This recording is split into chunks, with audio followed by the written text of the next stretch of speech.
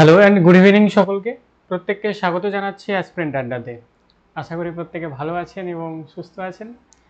I hope আমার audio video clear রয়েছে, আপনারা আমাকে প্রপার শুনতে পাচ্ছেন এবং স্ক্রিন আপনারা প্রপার দেখতে পাচ্ছেন। তো প্রত্যেকে একটু জানান যে আমার অডিও ভিডিও ক্লিয়ার রয়েছে কিনা এবং আপনারা আমাকে প্রপার দেখতে শুনতে পাচ্ছেন কিনা একটু জানান প্রত্যেকে।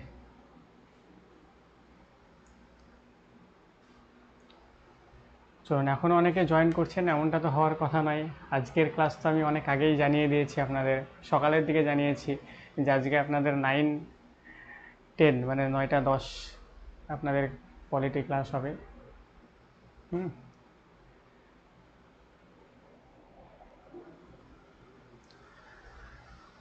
চলুন তাহলে প্রত্যেকে জানাচ্ছেন যে ক্লিয়ার স্যার, কোনো সমস্যা নেই, একদম ঠিকঠাক রয়েছে।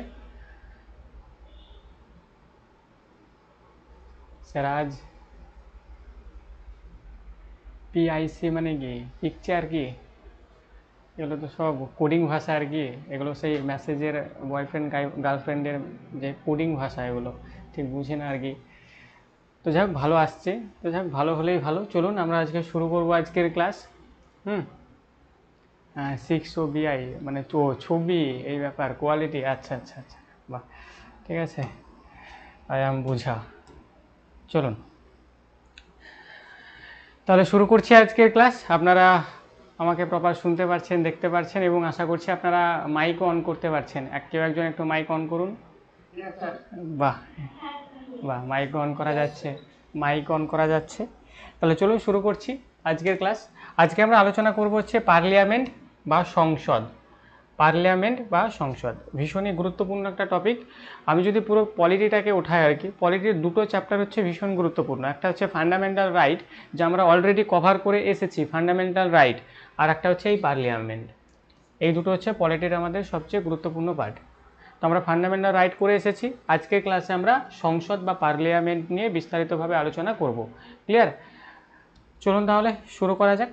অবশ্যই ক্লাসটা মনোযোগ দিয়ে শেষ পর্যন্ত করার চেষ্টা করবেন, আশা করছি বোরনেস থাকবে না। একদম আমরা আনন্দের সঙ্গে, একটু মজার সঙ্গে শিখব এবং প্রিভিয়াস ইয়ারের এমসিকিউ রয়েছে, সেগুলো আমরা ক্লাস শেষে আলোচনা করব। মানে সব মিলিয়ে একদম সেরা ক্লাস হতে চলেছে। তো প্রত্যেককে বলবো ক্লাসটা শেষ পর্যন্ত করার জন্য। আর করতে হবে, কেননা সামনে আপনাদের পরীক্ষা রয়েছে, WBSSC গ্রুপ সি রয়েছে, বা আপার প্রাইমারি এক্সাম রয়েছে, বা যারা অন্যান্য এক্সাম দিতে চাইছেন আর কি, যেমন যারা কম্পিটিটিভের জন্য পরিশ্রম করেন আর কি, মানে টিচিংয়ের পাশাপাশি কম্পিটিটিভের জন্য যারা পরিশ্রম করেন, তো সেখানেও পলিটি থেকে প্রচুর প্রশ্ন আসতে দেখা যায়। তো যেভাবে করানো হয়েছে এর আগে পলিটি ক্লাস, আপনারা করতে থাকুন, দেখবেন কোনো প্রশ্ন আটকাবে না, সমস্ত প্রশ্নই আপনার হয়ে যাবে। আর প্রথমে যেহেতু থিওরি হয়, তারপরে এমসিকিউ হয়, তো সেহেতু সমস্যা আপনাদের হবে না। চলুন তাহলে শুরু করি আজকে আমরা আলোচনা করব হচ্ছে পলিটি। তো চলুন আমরা একটু রিকল বা রিক্যাপ করার চেষ্টা করি, আমরা কোন জায়গায় ছিলাম। যেহেতু আমরা দীর্ঘদিন বাদ আমরা কি করছি, আমরা পলিটির ক্লাস করছি। আপনাদের জিওগ্রাফি ক্লাস মোটামুটি প্রায় রেগুলারই হয় আর কি, কিন্তু পলিটির ক্লাস তো রেগুলার হয় না, অনেকদিন বাদে বাদে হয় আর কি। তো রিক্যাপ একটু আমরা করি। তো রিক্যাপ মানে হচ্ছে কি, রিক্যাপ মানে হচ্ছে আগে কি যে জিনিসগুলো হয়েছিল সেগুলোকে একটু আমরা দেখি। তো আপনারা কি পড়ছিলেন, আপনারা পড়ছিলেন যে আমাদের পার্ট 5 আমরা পড়ছিলাম, তাই না? আমরা পড়ছিলাম কি, আমরা পড়ছিলাম হচ্ছে পার্ট 5। এবং সেই পার্ট 5 আমাদের ভারতীয় সংবিধানের কত থেকে কত নম্বর ধারার মধ্যে ছিল? আপনারা প্রত্যেকেই সেটা জানেন যে 52 থেকে ছিল হচ্ছে 151, তাই তো? 52 থেকে 151 নম্বর ধারার মধ্যে ছিল হচ্ছে পার্ট 5। একদমই শিপ্রা ম্যাডাম বলছেন যে 52 থেকে 151 নম্বর ধারা, একদম ম্যাডাম, থ্যাংক ইউ। তো 52 থেকে 151 নম্বর ধারার মধ্যে ছিল হচ্ছে পার্ট 5। এই পার্ট 5-এর মধ্যে অনেকগুলো আবার চ্যাপ্টার ছিল, অনেকগুলো কী ছিল, চ্যাপ্টার ছিল। তার মধ্যে প্রথম যে চ্যাপ্টার সেটা আমরা পড়েছি, সেটা কে ছিল? সেটা ছিল হচ্ছে আমাদের ইউনিয়ন এক্সিকিউটিভ। তাহলে প্রথম যে চ্যাপ্টার যেটা ছিল সেটা হচ্ছে ইউনিয়ন এক্সিকিউটিভ। ইউনিয়ন এক্সিকিউটিভ যা ছিল হচ্ছে আমাদের 52 থেকে 78 নম্বর ধারার মধ্যে ছিল হচ্ছে দ্য ইউনিয়ন এক্সিকিউটিভ। পরে আমরা কি দেখেছিলাম? পরে আমরা দেখেছিলাম পার্ট 2-এতে ছিল হচ্ছে পার্লিয়ামেন্ট। পার্লামেন্ট বা সংসদ, যা আমাদের ভারতীয় সংবিধানের এই পরবর্তী ধারা মানে 79 থেকে কত 121 না 22, 122, 100, হ্যাঁ 79 থেকে 122-এর মধ্যে ছিল হচ্ছে পার্লামেন্ট। তো আজকের ক্লাসে আমরা এই পার্লামেন্ট নিয়ে আলোচনা করব। পার্লামেন্ট শেষ করার পর তারপর আমরা মানে পরপর আস্তে আস্তে যাব। তো আমরা আর্টিকেল ওয়াইজ এখানে আলোচনা করব না, কেননা এখানে আর্টিকেল তো অনেকগুলোই রয়েছে, যেগুলো আপনাদের ইম্পর্টেন্ট আর কি, ভীষণ ইম্পর্টেন্ট, সেগুলোকে নিয়ে আলোচনা করব। তাহলে চলুন আমরা পার্লামেন্ট শুরু করি। তো পার্লামেন্ট শুরু করার আগে আপনাদের প্রথম প্রশ্ন যেটা আসে আর কি, সেটা হচ্ছে এই পার্লামেন্ট জিনিসটা কি বা পার্লামেন্ট কি। পার্লামেন্ট যাকে আমরা বাংলাতে কি বলবো, এই পার্লামেন্টকে আমরা বাংলাতে বলবো হচ্ছে সংসদ। পার্লামেন্টকে আমরা কি বলবো, পার্লামেন্টকে আমরা বলবো হচ্ছে বাংলাতে সংসদ। তো এই সংসদ কি বা সংসদ কেন রয়েছে আমাদের ভারতবর্ষে? তো সংসদের বিভিন্ন কক্ষ রয়েছে, বিভিন্ন অঙ্গ রয়েছে, সেগুলো আমরা স্টেপ বাই স্টেপ একটা একটা করে আলোচনা করব। তো তার আগে একটু বুঝি যে এই সংসদ কেন রয়েছে, এই সংসদের কাজটা কি। তো এই সংসদের কাজ হচ্ছে আমাদের দেশের যে আইন কানুন যা থাকবে, সেই আইনের মানে আইন তৈরির একটি সংস্থা আমরা বলতে পারি, আইন তৈরির একটি সংস্থা। পার্লামেন্ট কি, পার্লামেন্ট হচ্ছে আইন তৈরির একটি সংস্থা। যেমন আমাদের ভারতবর্ষে প্রচুর মানুষ রয়েছে আর কি, তাই না, এবং প্রচুর মানুষ যেহেতু রয়েছে, প্রচুর মানুষের জন্য প্রচুর ক্রাইমও তারা করে আর কি। তো সেই কোন ক্রাইমের জন্য কোন আইন রয়েছে, বা আইন ছাড়াও আর কি A to Z মানে একটা দেশ কিভাবে পরিচালিত হবে না হবে, কোন দেশের সঙ্গে কিভাবে সম্পর্ক থাকবে না থাকবে, কোন দেশকে বোমা মেরে ওড়ানো হবে, A to Z সব আলোচনা কোথায় করা হবে, সব আলোচনা করা হবে হচ্ছে আমাদের এই সংসদে। ক্লিয়ার? আমাদের এই সংসদে। বা এর আগেও আমি একটা উদাহরণ আপনাদের দিয়েছিলাম, যেমন মনে করুন এখানে রিয়া ম্যাডাম আছেন আর কি, মনে করুন রিয়া ম্যাডামের যে বাড়ি রয়েছে, সেই বাড়ির পাশে একটা মনে করুন এয়ারপোর্ট দরকার হচ্ছে আর কি। হ্যাঁ, তো সেই এয়ারপোর্ট দরকার, তো সেই এয়ারপোর্টটা দরকার, এটা কে দেখবে? রিয়া ম্যাডামের বাড়ির পাশে বা বাড়ির সামনে যে রয়েছে আর কি, যে সাংসদ রয়েছে, সাংসদ মানে সংসদে যারা বসেন তাদেরকে বলা হয় সাংসদ, তারা দেখবে আর কি। তো সেই সাংসদ কি করবে, সেই সাংসদ দেখবে যে একদমই তাই, ঠিক আছে, রিয়া ম্যাডামের বাড়ির পাশে একটা কি দরকার, একটা এয়ারপোর্ট দরকার, বৃষ্টিতে চলাফেরা করতে ভীষণ অসুবিধা হচ্ছে আর কি, গ্রামের রাস্তা তো কাদা, তো তার জন্য অসুবিধা হচ্ছে, একটা এয়ারপোর্ট দরকার। তো সেই সাংসদ গিয়ে বলবে যে এরকম ব্যাপার, একটা এয়ারপোর্ট দরকার। তো সেখানে গিয়ে বিভিন্ন আলাপ আলোচনা হবে, এখানে কক্ষ রয়েছে, রাজ্যসভা এবং লোকসভা রয়েছে, এবং শেষমেশ রাষ্ট্রপতির কাছে গিয়ে সেটা সিগনেচার হয়ে সেই আইনটি বিলে পাস হয়ে আসবে। তারপর সেখানে দেখা যাবে যে না, সত্যিই একটা দরকার আর কি এয়ারপোর্টের, তো তখন সেখানে এয়ারপোর্টটা বানিয়ে দেওয়া হবে। তো এখানে একটা জাস্ট একটা উদাহরণ দেওয়া হয়েছে এয়ারপোর্ট ছাড়াও A to Z যা কিছু, যেখানে যে আইন তৈরি করতে হবে, যা করতে হবে, সমস্ত কিছু দেখাশোনা কে করবে, সমস্ত কিছু দেখাশোনা করবে হচ্ছে আমাদের এই সংসদ। ক্লিয়ার? আশা করি বোঝা গেছে যে সংসদ কি। চলুন এবার এই সংসদ থেকে আমাদের যেগুলো পড়তে হবে সেগুলোকে আমরা একটু একটু করে পড়ে নিই। তো এটা হচ্ছে আমাদের নিউ সংসদ ভবন, এটা হচ্ছে আমাদের নতুন সংসদ ভবন, আপনারা দেখতে পাচ্ছেন এটা হচ্ছে নতুন সংসদ ভবন।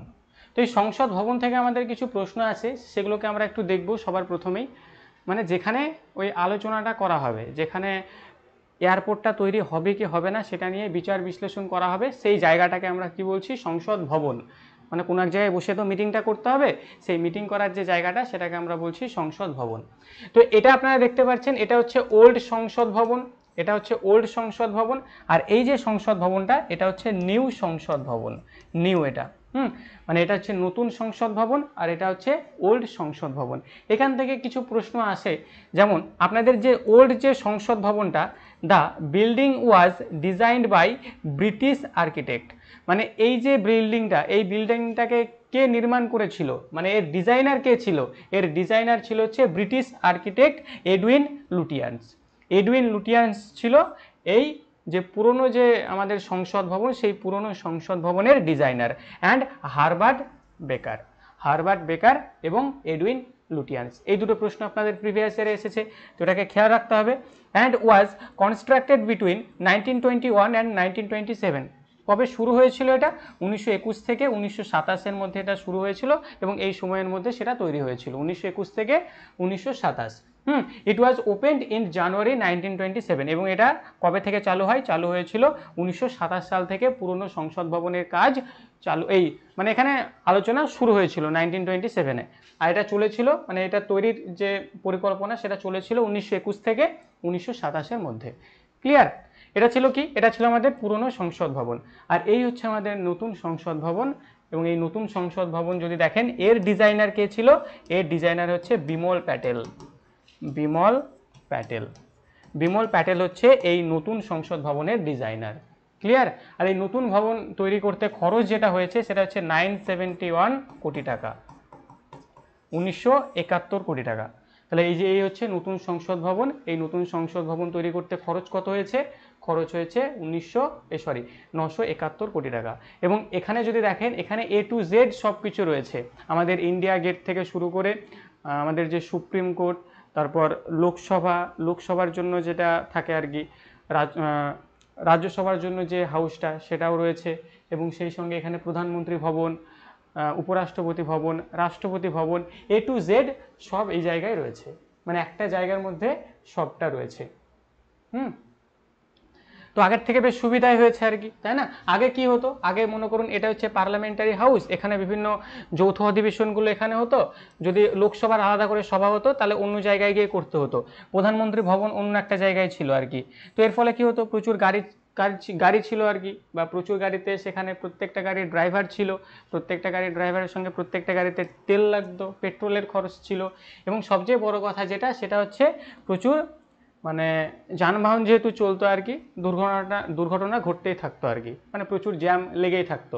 তো এখন তো আর সেরকম কোনো ব্যাপার নাই, মানে একটা জায়গার মধ্যেই সব কিছুই সীমাবদ্ধ রয়েছে, তাহলে আগের চেয়ে অনেক ভালো রয়েছে আর কি। তবে এখানে একটা অসুবিধা যেটা রয়েছে আর কি, যদি পাকিস্তানি কোনো একজন এসে যদি বোম মারে তাহলে একটা জায়গায় বোম মারলেই সব খতম হয়ে যাবে, এটাই হচ্ছে একটা অসুবিধা, বাকি কোনো রকম কোনো অসুবিধা নেই, আগের চেয়ে অনেক বেশ ভালোই আছে। তো এখান থেকে এই তথ্যগুলো একটু মনে রাখতে হবে, এগুলো হচ্ছে আমাদের ভবন। চলুন, আশা করি ক্লিয়ার, কোনো সমস্যা নেই।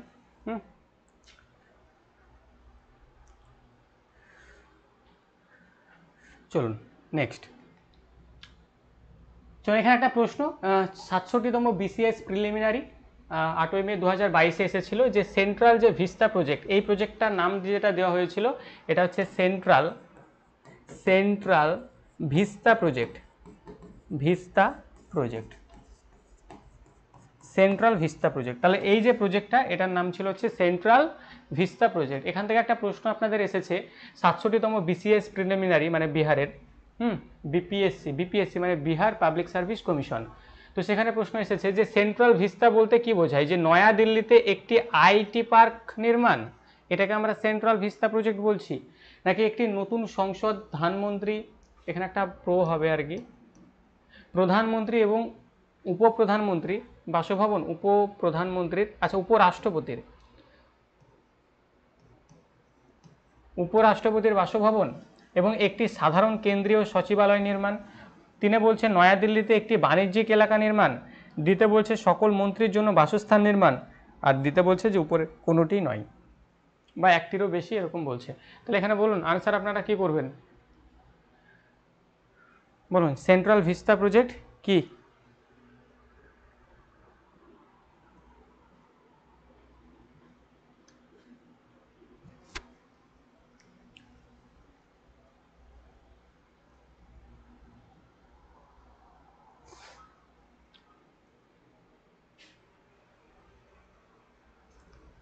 একদম, তো প্রত্যেকে আর আপনারা আনসার করছেন, আনসার হচ্ছে অপশন নাম্বার বি, একটি নতুন সংসদ, প্রধানমন্ত্রী এবং উপরাষ্ট্রপতি বাসভবন এবং একটি সাধারণ কেন্দ্রীয় সচিবালয় নির্মাণ, মানে এছাড়াও আরও A to Z আমাদের যত যা রয়েছে সব এর মধ্যেই সীমাবদ্ধ থাকবে।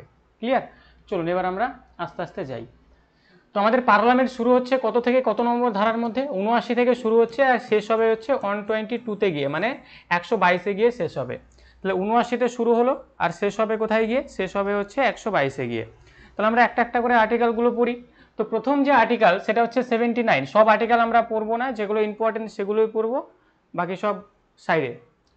তো আর্টিকেল নাম্বার 79-এ কি বলছে? যে কনস্টিটিউশনস অফ পার্লামেন্ট, মানে আমাদের যে সংবিধান রয়েছে সেই সংবিধানে যে পার্লামেন্ট থাকবে, সেই পার্লামেন্ট থাকার কথা আমাদের ভারতীয় সংবিধানের ৭৯ নম্বর আর্টিকেলে বলছে।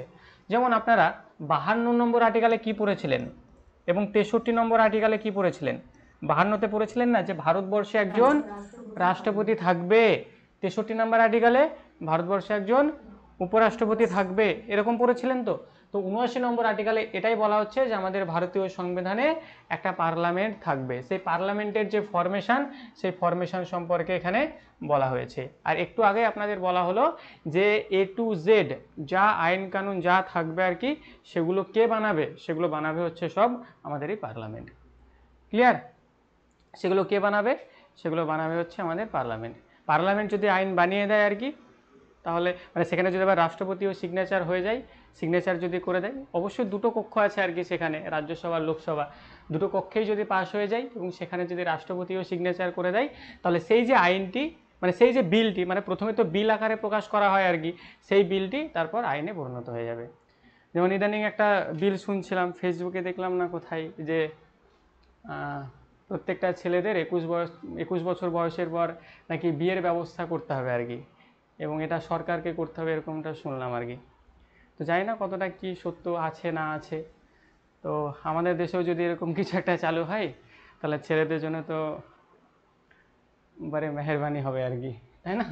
তো চলুন, উম্মিদ পে দুনিয়া কায়েম হে আর হাম ভি হে, দেখা যাক কতদূর কি হয়। তো আর্টিকেল 79-এ এর যে গঠন, সেই গঠন সম্পর্কে বলা হচ্ছে। এখানে যদি দেখেন, এই আমাদের যে সংসদ রয়েছে, সংসদে টোটাল আমরা দুটো কক্ষকে দেখতে পাবো। সংসদে আগে কেরিয়ার তারপর বিয়ে। আচ্ছা, তো আমরা সংসদে কি দেখতে পাবো? সংসদে দেখতে পাবো দুটো কক্ষ বা দুটো হাউস রয়েছে। ক্লিয়ার?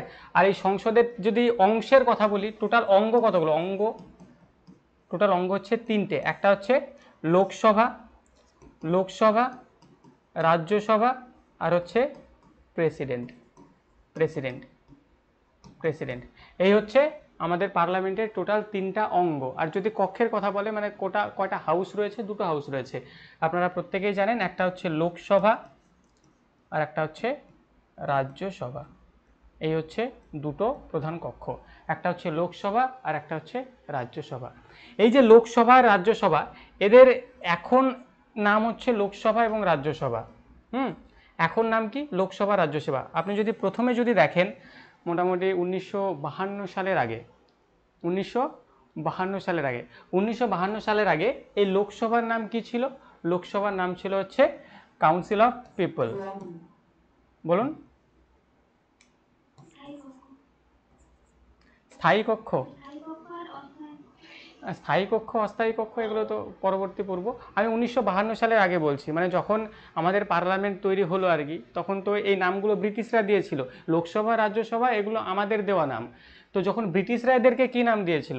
তো ব্রিটিশরা এদের নাম দিয়েছিল হচ্ছে একটা, হ্যাঁ অবশ্যই এটা উচ্চকক্ষ নিম্নকক্ষ, কিন্তু এর নাম কি ছিল? এটার নাম ছিল হচ্ছে কাউন্সিল অফ পিপল। এটা ছিল council of people.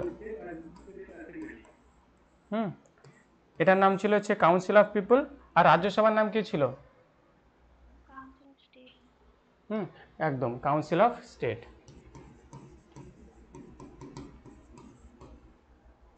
Council of states, এটাই নাম ছিল, এই দুটো নাম। তাহলে রাজ্যসভাকে আমরা বলছিলাম কাউন্সিল অফ স্টেটস, আর এই লোকসভাকে আমরা বলছিলাম কাউন্সিল অফ পিপল। আস্তে আস্তে A to Z যা তথ্য রয়েছে সব আমরা একটা একটা করে আলোচনা করব। তো কাউন্সিল অফ পিপল আর কাউন্সিল অফ স্টেটস এগুলো তো নাম ছিল, কিন্তু এগুলো তো ব্রিটিশদের নেওয়া নাম। তাহলে এই নাম তো আমরা দেখবো না বা এই নাম তো আমরা চাই না। তো আমরা কি করলাম? আমরা এদের নাম আমরা পরিবর্তন করলাম। তাহলে Hindi names were adopted in 1944। আমরা 1954 সালে কি করলাম? 54 সালে এদের নামগুলোকে পরিবর্তন করে দিলাম। 1954 সালে কি করলাম? নামগুলোকে পরিবর্তন করে দিলাম। লোকসভা, এটাকে আমরা তখন কি বলছি? যেটা কাউন্সিল অফ পিপল ছিল, এটাকে আমরা বলছি লোকসভা, এটাকে আমরা বলছি লোকসভা। আর এই যে রাজ্যসভা যেটা ছিল, এটাকে আমরা বলছি, এই কাউন্সিল অফ স্টেট যেটা ছিল, সেটাকে আমরা বলছি রাজ্যসভা। এটা আমরা কত সালে পরিবর্তন করলাম? 1954 সালে পরিবর্তন করলাম। যে লাইনগুলো লেখা রয়েছে সব প্রিভিয়াসের একটা একটা করে এসেছে, সেই জন্য লেখা হয়েছে, নাহলে লেখা থাকতো না। আর আরেকটা তথ্য এখান থেকে মাথায় রাখবেন, আমাদের এই যে লোকসভার ভোট প্রথম কবে হয়েছিল? যে হাউস অফ পিপল আচ্ছা, এখানে কাউন্সিল অফ পিপুল বলেছি বা হাউস অফ পিপুল একই জিনিস। তাহলে হাউস অফ পিপুল এটার ফার্স্ট সিটিং কবে হয়েছিল? 17 এপ্রিল 1952-তে। 1952 সালে 17 এপ্রিল আমাদের লোকসভার প্রথম ভোট হচ্ছে। প্রথম ভোট আমাদের কবে হচ্ছে? প্রথম ভোট হচ্ছে 17 এপ্রিল 1952-তে। আর কাউন্সিল অফ স্টেটস মানে রাজ্যসভার ভোট কবে হচ্ছে? তাহলে ফার্স্ট সিটিং 13 মে 1952-তে। 1952 সালের 13 এপ্রিল আমাদের প্রথম ভোট হচ্ছে রাজ্যসভাতে। তাহলে এই যে 79 নম্বর ধারা, এই 79 নম্বর ধারায় কি বলা হচ্ছে? 79 নম্বর ধারায় বলা হচ্ছে যে আমাদের ভারতবর্ষে একটা সংসদ থাকবে। এই কথাটা এখানে বলা হচ্ছে। বলুন, ক্লিয়ার?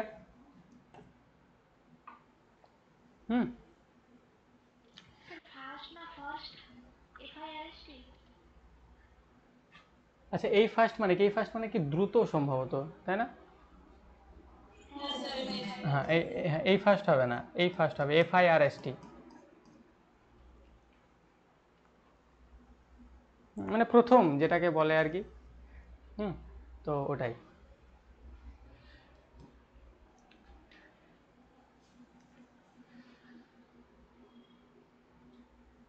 চলুন, আপাতত ক্লিয়ার এতটুকু, প্রত্যেকে একটু জানান।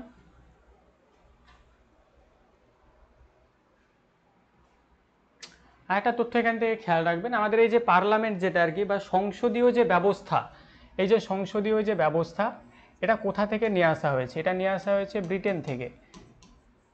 ব্রিটেন থেকে সংসদীয় ব্যবস্থা ব্রিটেন থেকে নিয়ে আসা হয়েছে।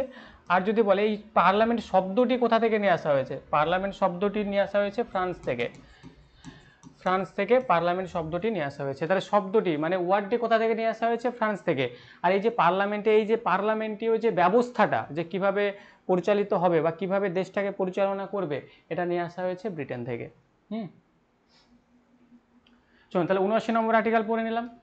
পরবর্তী আর্টিকেল হচ্ছে 80 নম্বর আর্টিকেল। তাহলে 80 নম্বর আর্টিকেলে কি থাকবে? 80 নম্বর আর্টিকেলে রয়েছে যে composition of the council of states. Composition of council of states, অর্থাৎ আমাদের যে কাউন্সিল অফ স্টেটস রয়েছে, কাউন্সিল অফ স্টেটস মানে কি? যেটাকে আমরা বলছি রাজ্যসভা। সেই রাজ্যসভার কম্পোজিশন সম্পর্কে বলা হয়েছে, মানে রাজ্যসভা কিভাবে গঠিত হয়েছে বা তাকে সেখানে কোন কোন সদস্য রয়েছে, তারা কিভাবে নির্বাচিত হয় না হয় ইত্যাদি তথ্য এখানে বলা হয়েছে। তাহলে আপনারা জানেন আমাদের যে রাজ্যসভা রয়েছে, আমাদের যে রাজ্যসভা রয়েছে, মনে করুন এটা হচ্ছে রাজ্যসভা। রাজ্যসভা, আমাদের যে রাজ্যসভা রয়েছে সেই রাজ্যসভাতে টোটাল আমরা যদি সদস্যের যদি কথা বলি, টোটাল সদস্য বর্তমানে কত রয়েছে? টোটাল সদস্য আপনারা জানেন যে বর্তমানে রয়েছে 245টা। 2 4 পাই 245, সরি 245 বলছি, সরি 250, হ্যাঁ 250। আমাদের রাজ্যসভার টোটাল সদস্য সংখ্যা কয়টা? রাজ্যসভার টোটাল সদস্য সংখ্যা হচ্ছে 250টা, কিন্তু ভোট হয় কতগুলোতে? ভোট হয় হচ্ছে 245টাতে ভোট হয়। কটাতে ভোট হয়? 245টাতে ভোট হয়। কেন 245টাতে ভোট হয়? তার কারণ আপনারা জানেন প্রত্যেকেই যে আমাদের যে পাক অকুপাইড কাশ্মীর রয়েছে, পাক অকুপাইড যে কাশ্মীর রয়েছে, যা পাকিস্তান দখল করে বসে আছে, কালকে যদি আমরা দখল করে নিই ওটাকে, তাহলে ওখানেও তো কিছু সিট লাগবে না লাগবে না? হ্যাঁ, তো আমরা এই 245টা সিটে ভোট করাই এই জন্যই, মানে আমরা পাকিস্তানকে মনে করিয়ে দিই যে না, আমরা পাক অকুপাইড কাশ্মীর ভুলে যাইনি, সেই জন্যই আমরা সিটটাকে এখানে রেখে দিয়েছি। সময় পেলে ওটা আমাদের ছিল, আমাদেরই থাকবে, ঠিক সময় বুঝে আমরা নিয়ে নেব। তো আমাদের ভোট কতগুলোতে হয়? আমাদের ভোট হয় হচ্ছে 245টা সিটে ভোট হয়ে থাকে। ক্লিয়ার? এবার এই যে 245টা সিটে ভোট হচ্ছে, এই 245টা সিটের যে মানে সদস্যরা রয়েছে, এই সদস্যরা কিভাবে মানে নিযুক্ত হয়? এখানে যে সদস্যরা রয়েছে, সদস্যরা কিভাবে নিযুক্ত হয়? এই সদস্যরা নিযুক্ত হয় হচ্ছে পরোক্ষভাবে, প্রত্যক্ষভাবে নয়, পরোক্ষভাবে। এরা পরোক্ষভাবে নিযুক্ত হয়। আমি কিন্তু রাজ্যসভার কথা বলছি, লোকসভাতে যাইনি। এরা পরোক্ষভাবে নিযুক্ত হয়। পরোক্ষভাবে মানে হচ্ছে এরা সরাসরি জনগণের দ্বারা ভোট পেয়ে নির্বাচিত হন না। যেমন মনে করুন আমাদের একজন ফেমাস পার্সোনালিটি রয়েছে আর কি, সচিন টেন্ডুলকার, বিরাট কোহলি, বা আরও বিভিন্ন ক্ষেত্রে আরও বিভিন্ন রকম মানে ফেমাস ব্যক্তি রয়েছে আর কি। যেমন রতন টাটা, সম্প্রতি তিনি তো নেই আর কি। এবার তারা যদি এই পার্লামেন্টের সদস্য হতে চায়, তাহলে পার্লামেন্টের সদস্য হতে গেলে হয় রাজ্যসভার সদস্য হতে হবে, নাহলে লোকসভার সদস্য হতে হবে। আর লোকসভার সদস্য হতে গেলেই সেখানে ভোট করতে হবে। আর ভোটে বুঝতেই পারছেন, মিথ্যে কথা না বললে জিততে পারবে না, তাই না? অসৎ উপায় অবলম্বন না করলে লোকসভার ওই ভোটে জেতা খুব কঠিন আছে আর কি। যত মিথ্যা কথা তত সেখানে ভোট বাড়বে আর কি। এবং সেটা আপনারা জানেন প্রত্যেকেই। তো এবার তারা তো মিথ্যা কথা বলতে পারবে না, তাহলে তারা যদি সংসদে যেতে চায় তাহলে তারা কিভাবে যাবে? যেমন আমাদের নির্মলা সীতারামন, ইনি কিন্তু রাজ্যসভার সদস্য আর কি, লোকসভার নয়, মানে তিনি ভোটে যেতেননি। তো তারা কিভাবে যাবে আর কি? তো তারা যাবে হচ্ছে এই যে প্রত্যেকটা রাজ্য আছে না, প্রত্যেকটা রাজ্যে কি আছে, এমএলএরা আছে, এমএলএরা বসে আছে না। যেমন আমাদের পশ্চিমবঙ্গের যদি কথা বলি, আমাদের ওয়েস্ট বেঙ্গলের যদি কথা বলি, তাহলে ওয়েস্ট বেঙ্গল আমাদের টোটাল এমএলএ কতজন রয়েছে? 294 জন। 294 জন এমএলএ রয়েছে। এবার এই 294 জন বসে বসে ঠিক করবে যে এরকম ব্যাপার, আমরা কি করব, আমরা ওই ব্যক্তিকে রাজ্যসভায় পাঠাবো আর কি। এই 294 জন বসে বসে ঠিক করবে। তো এবার এরা যাকে ঠিক করবে তারা যাবে কোথায়? তারা যাবে হচ্ছে ওই রাজ্যসভায়। তার মানে আমরা কিন্তু কি করি, আমরা কিন্তু তাদেরকে নির্বাচন করি না, তাদেরকে নির্বাচন কে করে? তাদেরকে নির্বাচন করে আমরা যাকে নির্বাচন করেছি তাকে। মানে অ্যাকচুয়ালি ঘটনাটা কি, দেখবেন আমাদের দেশের সংবিধান বলুন বা আদার্স অন্য কোনো দেশের সংবিধান বলুন, প্রত্যেকটা দেশের সংবিধানে একটা কথাই বলে যে জনগণকে ক্ষমতা দাও, প্রত্যেকটা দেশের জনগণকে ক্ষমতা দাও। এবং আমাদের দেশের সংবিধানও এটাই বলে যে জনগণকে ক্ষমতা দাও। এবার দেখুন, দেশে কোনো একটা আইন যদি তৈরি করা হয় বা কোনো একটা যদি কিছু তৈরি করা হয়, সেখানে প্রত্যেকটা জনগণের কাছে গিয়ে যদি খবর নেওয়া হয়, এই বাবু এটাই আমরা এটা করবো গো, এটার জন্য তুমি সমর্থন করছো, তাহলে আমাদের ভারতবর্ষের জনসংখ্যা জানেন 140 কোটি প্লাস, তাহলে 140 কোটি মানুষের কাছে কি জিজ্ঞাসা করতে যাবে যে ওখানে এয়ারপোর্ট দরকার গো, তাহলে এয়ারপোর্টটা কি করবো? এরকম কি প্রত্যেকটা মানুষের কাছে জিজ্ঞাসা করতে যাবে? নিশ্চয়ই না। তাহলে জিজ্ঞাসা যদি যায় তাহলে ও তো গেল আর কি, পাগল হয়ে যাবে ও, তাই না? তো তার জন্য কি করে, প্রতি মানে 10 লক্ষ জন পিছু আর কি, 10 লক্ষ জন পিছু আর কি একজন করে মনোনয়ন দেওয়া হয়, প্রতি 10 লক্ষ জন পিছু আর কি। আর তারাই হচ্ছে কি সাংসদ, তাদেরকে আমরা কি বলছি, সাংসদ বা মেম্বার অফ পার্লামেন্ট।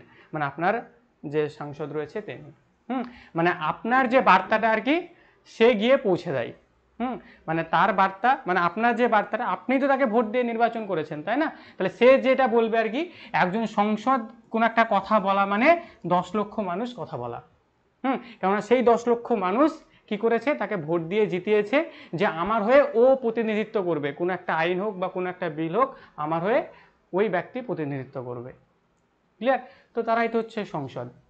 তো এখানেও দেখুন আর কি, এখানেও আপনারা দেখবেন এই যে এমএলএ যারা রয়েছে, এই এমএলএদেরকেও কিন্তু আমরা ভোট দিয়ে জিতিয়েছি, জেতায়নি? যেটা হচ্ছে বিধানসভা ভোট কিছুদিন পরেই হবে। তো এই 294 জন এমএলএকে আমরাই ভোট দিয়ে জিতিয়েছি। আর আমরা যাদেরকে জিতিয়েছি ক্ষমতা তাদেরই থাকবে। তো তারাই কি করেছে, তারাই এই রাজ্যসভার সদস্যদেরকে মনোনয়ন দিয়েছে। ক্লিয়ার? আমাদের পশ্চিমবঙ্গের কথা যদি বলি, আমাদের পশ্চিমবঙ্গে টোটাল রয়েছে 16 জন সদস্য। রাজ্যসভার সদস্য কতজন রয়েছে পশ্চিমবঙ্গে? পশ্চিমবঙ্গে রয়েছে 16 জন সদস্য। আশা করি ক্লিয়ার। তাহলে এই যে 245 জন সদস্য কিভাবে নির্বাচিত হয়ে আসে, সেটা হচ্ছে প্রত্যেকটা রাজ্যের বিধানসভা রয়েছে এবং প্রত্যেকটা রাজ্যের বিধানসভার যে সদস্যরা রয়েছে সেই সদস্যরা মনোনয়ন দিয়ে থাকেন। এবার যে রাষ্ট্রে, মানে যে রাজ্যে যত বেশি জনসংখ্যা আর কি, সেই রাজ্যে তত সংখ্যা বেশি হবে আর কি। যেমন ইউপিতে সবচেয়ে বেশি, ইউপিতে সম্ভবত 31টা রয়েছে আর কি, যতটা সম্ভব আমি মনে করতে পারছি ইউপিতে 31টা রাজ্যসভা সিট রয়েছে, কেননা ইউপির জনসংখ্যা সবচেয়ে বেশি। তাহলে আশা করছি এদের সদস্যদেরকে কিভাবে নিযুক্ত করা হচ্ছে, আশা করি ক্লিয়ার হলো। বলুন, এতটুকু ক্লিয়ার?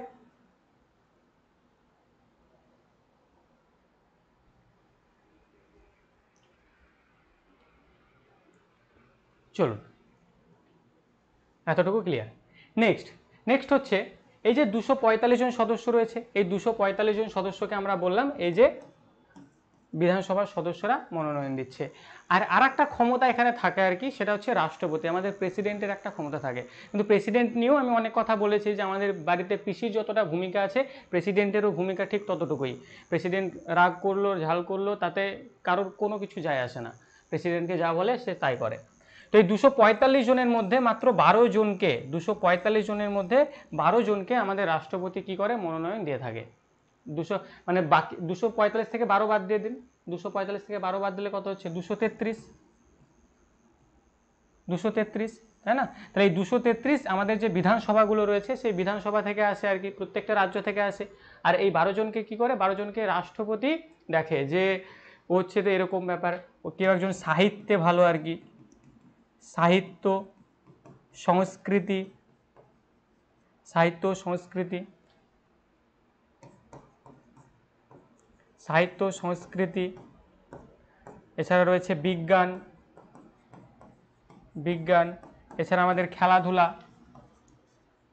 খেলাধুলা, এই যে এই সমস্ত ক্ষেত্রগুলো রয়েছে, সাহিত্য সংস্কৃতি বিজ্ঞান খেলাধুলা, এই যে ক্ষেত্রগুলো রয়েছে, এই ক্ষেত্রগুলোতে যে সমস্ত ব্যক্তিবর্গ আমাদের দেশটাকে ইন্টারন্যাশনাল পর্যায়ে নিয়ে গেছে সেই সমস্ত ব্যক্তিকে আমাদের রাষ্ট্রপতি মনোনয়ন দিয়ে থাকেন। ক্লিয়ার? আর এই রাজ্যসভার যিনি প্রধান আর কি, তিনি হচ্ছেন আমাদের উপরাষ্ট্রপতি, তিনি হচ্ছেন আমাদের উপরাষ্ট্রপতি। রাজ্যসভার যিনি প্রধান তিনি হচ্ছে উপরাষ্ট্রপতি, মানে রাজ্যসভার যিনি চেয়ারম্যান তিনি হচ্ছেন আমাদের উপরাষ্ট্রপতি। বর্তমানে রয়েছেন জগদীপ ধনখড়, কিন্তু তিনি সম্ভবত কালকে নিউজে দেখলাম তিনি পদত্যাগ করেছেন আর কি। চলুন তাহলে এখানে কি বলছিল যে কাউন্সিল অফ স্টেটস এর যে কম্পোজিশন এর কথা বলেছিল আর্টিকেল নাম্বার 8-এ। আর্টিকেল 8 এটা আপনি মাথায় না রাখতে পারলে কোনো সমস্যা নেই, কিন্তু এই আর্টিকেল নাম্বার 8-এ যে এত কিছু তথ্য রয়েছে প্রত্যেকটা তথ্য আপনাকে মাথায় রাখতে হবে। আর একটা তথ্য এখান থেকে মাথায় রাখবেন, এই যে রাজ্যসভার যে সমস্ত সদস্য থাকবে, মানে এই যে 245 জন সদস্য থাকবে, এদের বয়স কত হতে হবে? এদের বয়স হতে হবে হচ্ছে 30 ইয়ার্স, 30 ইয়ার্স। 30 বছর বয়স হতে হবে, তবেই তারা এই রাজ্যসভার সদস্য হতে পারবে। এছাড়াও এর যে কার্যকাল কোয়ালিটি কি কি রয়েছে এগুলো সব আমরা আর্টিকেল ওয়াইজ পড়বো। বলুন এতটুকু পর্যন্ত প্রত্যেকের ক্লিয়ার? হ্যাঁ কেন একটু বলুন। শোন আমরা বললাম আর্টিকেল নাম্বার 80, এখানে আমরা দেখলাম যে composition of the council of states, অর্থাৎ রাজ্যসভার গঠনটা পড়লাম।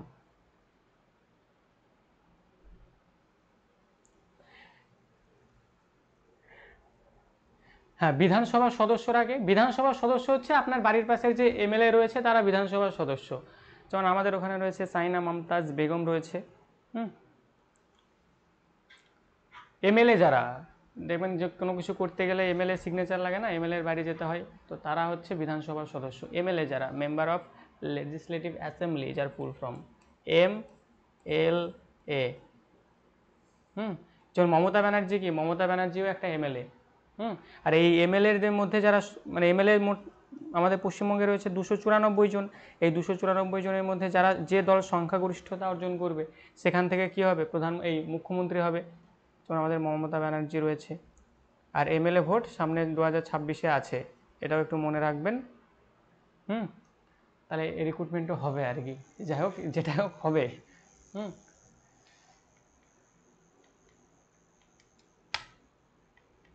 চলো নেক্সট আমরা পড়বো তাহলে পরবর্তী আর্টিকেল, মানে আর্টিকেল নাম্বার 81। এখানে কি বলছে যে composition of house of people, মানে এখানে রাজ্যসভার কথা বলছে, তাই না?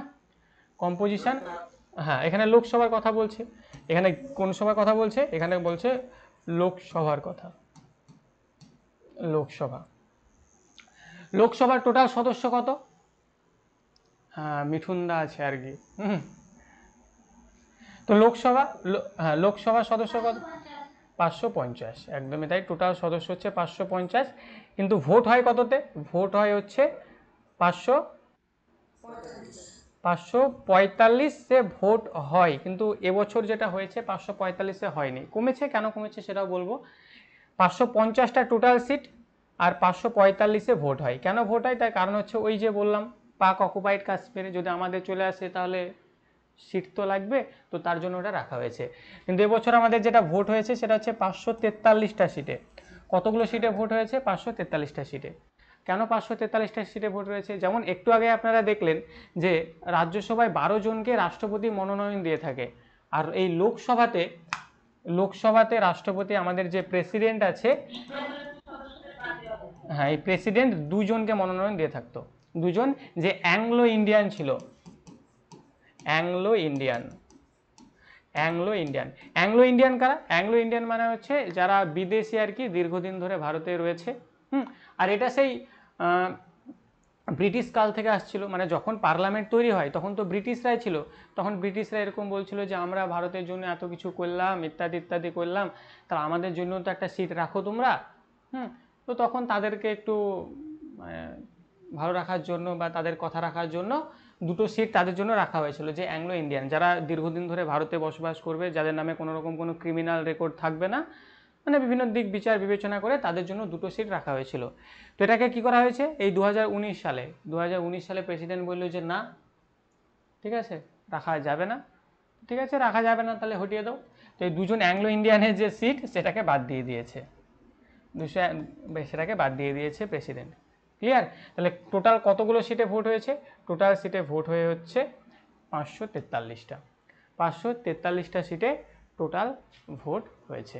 ক্লিয়ার? আর এই যে 543 জন যে সদস্য, যে কি এলো এখানে, এই যে 543 জন যে সদস্য, এরা প্রত্যক্ষভাবে নির্বাচিত হয়। এরা কিভাবে নির্বাচিত হয়? এরা প্রত্যক্ষভাবে নির্বাচিত হয়, মানে এদেরকে আমরাই ভোট দিয়ে জেতাই, যাদেরকে বলা হচ্ছে এমপি, মেম্বার অফ পার্লামেন্ট, মানে দেশ চালাচ্ছে এরাই। যেমন আমাদের দেব রয়েছে, রচনা ব্যানার্জি রয়েছে, ইউসুফ পাঠান রয়েছে, আরও অনেকে আছে আর কি, তাই না, অভিষেক ব্যানার্জি, এরা সব এমপি। তো এরা কি করে, এরা সব প্রত্যক্ষভাবে নির্বাচিত হয়। প্রত্যক্ষভাবে মানে আপনারাই ভোট দিয়ে জিতিয়েছেন, অন্য কেউ তো ভোট দিয়ে জেতায়নি, আপনারাই ভোট দিয়ে জিতিয়েছেন। তো তারা প্রত্যেকে প্রত্যক্ষভাবে নির্বাচিত হয়। ক্লিয়ার?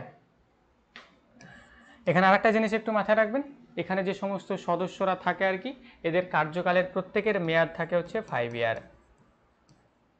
প্রত্যেকের কার্যকালের মেয়াদ থাকে 5 ইয়ার। আর হচ্ছে এদের বয়স কতটুকু হতে হবে? লোকসভার সদস্য হতে গেলে বয়স হতে হবে হচ্ছে 25 ইয়ার। 25 ইয়ার বয়স হতে হবে। আর সবচেয়ে গুরুত্বপূর্ণ যে জায়গাটা আর কি, ভারতের নাগরিক তো হতেই হবে, ভারতের নাগরিক হতে হবে, এবং এদের কার্যকালের মেয়াদ হচ্ছে 5 ইয়ার। আর এদের যে প্রধান, এই 543 জনের যে প্রধান, ইনি হচ্ছেন আমাদের পিএম। 543 জনের যে প্রধান, তিনি হচ্ছেন আমাদের পিএম। বলুন তাহলে, লোকসভা বোঝা গেল, লোকসভা কি?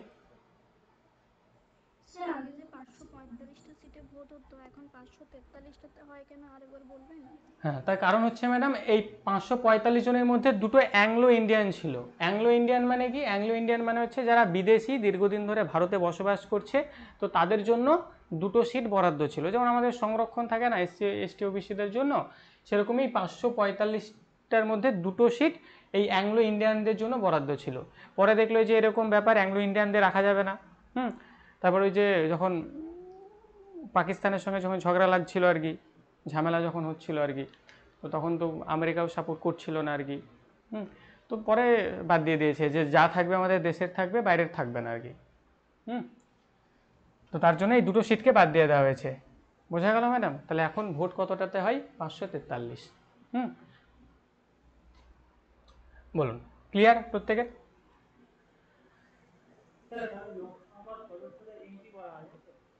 হ্যাঁ, এমপি দুজনকে বলা হয়, ঠিক আছে, লোকসভার সদস্য এবং রাজ্যসভার সদস্য দুজনকে এমপি বলা হবে, মেম্বার অফ পার্লামেন্ট।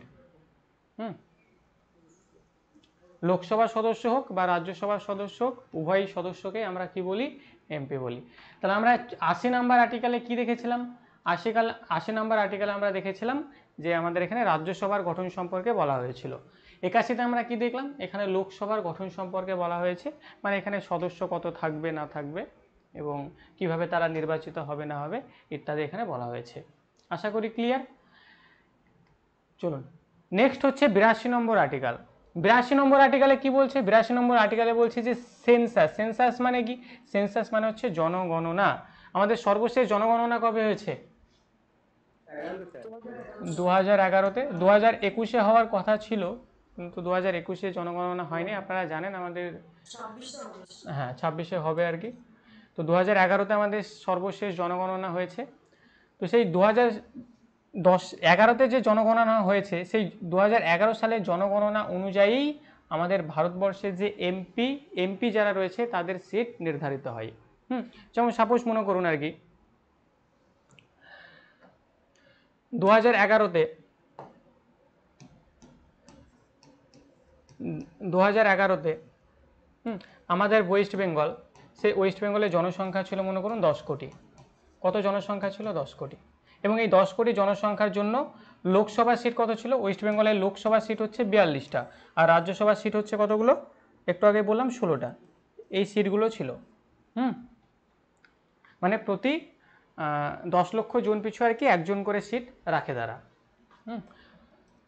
তো আমরা দেখলাম যে 2011 সালের জনগণনা অনুযায়ী আমাদের ভারতবর্ষে 10 কোটি জনসংখ্যা ছিল, আর লোকসভার সিট ছিল হচ্ছে 42টা, রাজ্যসভার সিট ছিল হচ্ছে 16টা। তাই মনে করুন আমাদের ওয়েস্ট বেঙ্গলে যদি মনে করুন উল্কাপাত হলো আর কি, উল্কাপাত হলে 5 লাখ গেল আর কি, এই 5 কোটি গেল। 5 কোটি গেল মানে হচ্ছে বুঝতেই পারছেন মরে গেল আর কি, ঠিক আছে। উল্কাপাত মানে বাঁচার আশা খুবই কম থাকে আর কি, আর ভয়াবহ উল্কাপাত আর কি। তো 5 কোটি মানুষ এখানে মরে গেল। এবার যদি 5 কোটি মানুষ মরে যায়, তাহলে তারপরেও কি এই সিটগুলো থাকবে? এর উত্তর হচ্ছে না। হ্যাঁ, তখন কিন্তু কমবে। তো এখানে এই কথাটাই বলা হচ্ছে যে আমাদের যে সিটস আর কি, ঠিক আছে, সেই সিটসটা ডিপেন্ড করবে জনসংখ্যার উপর, এবং কোন জনসংখ্যার উপর? যেটা রিসেন্টলি যে জনসংখ্যা হয়েছে আর কি, সেই জনসংখ্যার উপর সেটা ডিপেন্ড করবে। এটা 82 নম্বর আর্টিকেলে বলা হচ্ছে। ক্লিয়ার? 82 নম্বর আর্টিকেল মানে জনসংখ্যা কেমন থাকবে, মানে লাস্ট সেন্সাস অনুযায়ী জনসংখ্যা কেমন থাকবে সেই অনুপাতে বা সেই নিরেখেই আমাদের লোকসভা রাজ্যসভার সিটগুলো সেভাবেই বরাদ্দ হবে। নেক্সট চলো, নেক্সট বলছে 83 নম্বর আর্টিকেল। 83 নম্বর আর্টিকেলে কি বলছে? এখানে টেনিওরের কথা বলছে। টেনিওর মানে কি? টেনিওর মানে একে বাংলাতে আমরা বলছি এদের কার্যকাল। বাংলাতে একে আমরা কি বলছি? বাংলাতে এদের বলছি আমরা কার্যকাল। ক্লিয়ার? তাহলে আমরা দুটো কক্ষ দেখলাম। একটা কি ছিল? একটা ছিল হচ্ছে উচ্চকক্ষ বা আপার হাউস, একটা উচ্চকক্ষ। আমরা সংসদ দেখলাম, সংসদ এর দুটো কক্ষ দেখলাম, একটা হচ্ছে উচ্চকক্ষ, একটা হচ্ছে নিম্নকক্ষ। উচ্চকক্ষের নাম কি? রাজ্যসভা, রাজ্যসভা। নিম্নকক্ষের নাম কি? লোকসভা। রাজ্যসভা আর লোকসভা। এখানে যে সমস্ত সদস্য রয়েছে, রাজ্যসভাতে কত? 245, এখানে যেটা ভোট হয় 545। এই হচ্ছে সদস্য। এই যে সদস্যদের যে কার্যকাল, সেই কার্যকালের কথা এখানে বলা হয়েছে। ক্লিয়ার?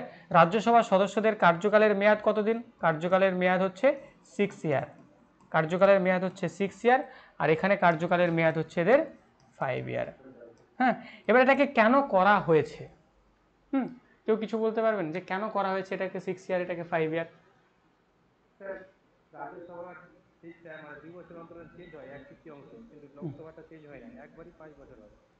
একদমই 5 বছরে হয়। মানে এখানে ঘটনাটা কি হয়? ঘটনাটা মনে করুন দেশ তো এরাই চালাচ্ছে। দেশ কারা চালাচ্ছে? এই যে 245 জন আর এখানে 545 জন, এরা মিলেই তো দেশটাকে চালাচ্ছে। তো এবার এই যে লোকসভাতে কি হয়? লোকসভাতে 5 বছর পর, মানে 5 বছর অন্তর অন্তর এই লোকসভার 545 জন সব খালি হয়ে যায়। আবার 5 বছর পর 545 জন আবার ভর্তি হয়ে যায়। তাহলে একটা সময় কি হয়? একটা সময় 545 জন একবারে খালি হয়ে যায়। যেমন 2024-এ যখন লোকসভার ইলেকশন হলো, কেউ কি ছিল বসে ওখানে? কেউ ছিল না, সবাই আপন আপন ভোটে ব্যস্ত আর কি, যে যত মিথ্যা কথা বলতে পারবে আর কি, বিভিন্ন দিকে ছড়িয়ে গিয়েছিল তারা। তো এই 245 জন একবারে চলে যায়। ক্লিয়ার? আবার মানে ভোট যখন হয়ে গেল 545 জন আবার একবারে চলে আসে।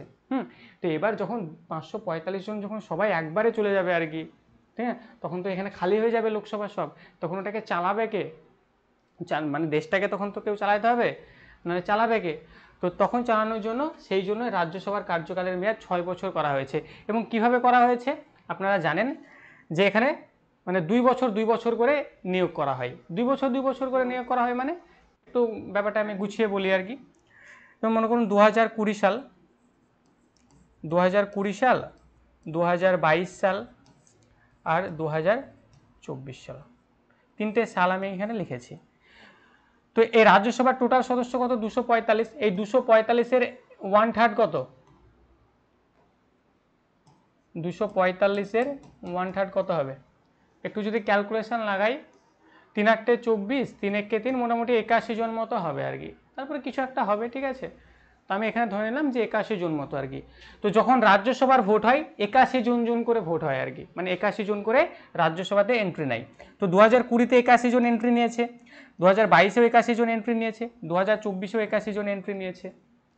ক্লিয়ার? এভাবে এন্ট্রি নিয়েছে। এবার আবার কি হবে, 2026-এ রাজ্যসভার ভোট হবে। এবার 2026-এ যখন রাজ্যসভার ভোট হবে তখন দেখুন এই 2020 সালের যে 81 জন ছিল সেই 81 জন বাদ চলে যাবে, কারণ এদের দেখুন এদের 6 বছর হয়ে যাবে, 2020-26 মানে 6 বছর হয়ে যাচ্ছে, এদের কার্যকালের মেয়াদ 6 বছর, তো এরা বাদ চলে যাবে। এদের নতুন করে আবার 2026-এ 81 জন আসবে। ক্লিয়ার? আবার যখন 2028-এ যখন ভোট হবে, 2028-এ যখন ভোট হবে তখন এই যে 2022 সালের যে 81 জন ছিল এই 81 জন বাদ চলে যাবে, যে নতুন করে 81 জন 2028 সালে আবার আসবে। আবার কি হবে, 2024 সালে যে 81 জন আছে আর কি, 2030 সালে যখন ভোট হবে 2030 সালে, তখন এই 2024 সালে যারা যে 81 জন ছিল তাদের তো 6 বছর হয়ে যাবে না, তখন তারা বাদ চলে যাবে, এখানে আবার নতুন করে 81 জন আসবে।